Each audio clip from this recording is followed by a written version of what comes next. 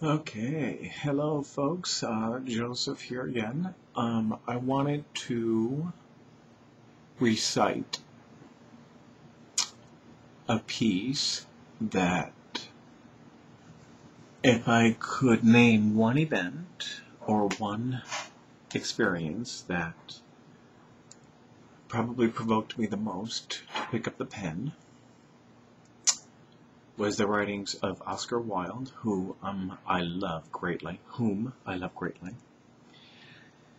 And I know probably all of his work by heart, which is kind of stupid if you think about it. But this particular piece I read, and I couldn't sleep for a week. And it just sort of grabbed a hold of me and didn't want to let go until I eased the tension through what I call my sword, which, as you know by now, is my pen. And ended up writing my book of called Dear Mom, Thank You Very Much. A Grateful Son Speaks, and a Mother Remembered, which started off in case you don't know the story, and if you don't know me directly, you won't know the story. The night that my mother died, I ended up writing a 13-page letter that was the title that I just mentioned, and it sort of gave birth to a book. And then I just kind of kept on writing. And so this is the piece that probably pointed me in that direction. And I just wanted to share it with everybody because it's kind of a rare piece and it's not easily found. So I'll read it out loud from my head. I know not where the laws be right or where the laws be wrong. All that we know, he who lay in jail, is that the wall be strong, where each day is like a year whose days are long. For each man kills the thing he loves, by each let this be heard. Some do it with a bitter look, some with a flattering word. A coward does it with a kiss, a brave man a sword. Some kill their love when they are young, some when they are old. Some strangle with the hands of lust, some with the hands of gold. The kindest use a knife, for the dead so soon grow cold. Some love too little, some too long, some sell and others buy. Some do the deed with many tears, others without even a sigh. Yet each man does kill the thing he loves, yet each man does not die. And as you can see, it's quite telling, and it's kind of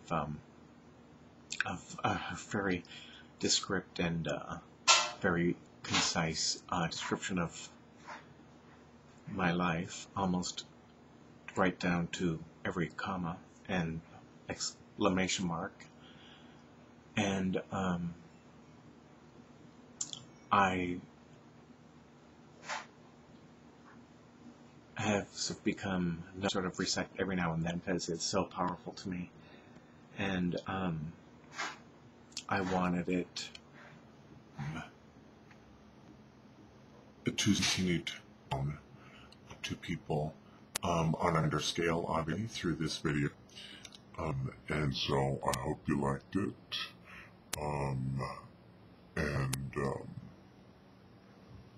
Do with it what you will, as applies to yourself, and give it some thought, and who knows, maybe there's an author in any one of you out there that may not be known to yourselves at the moment.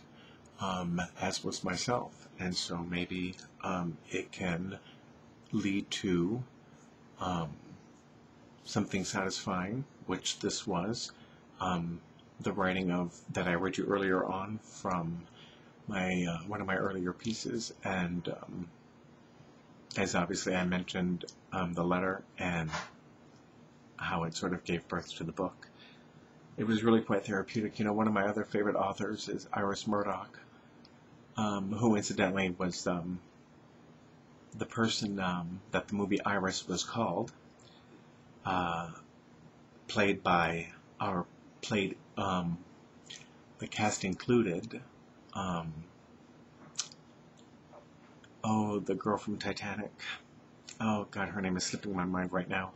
But the movie is called Iris nonetheless, and it's about this incredibly intelligent author who was very controversial for her time, writing about everything that everybody wasn't.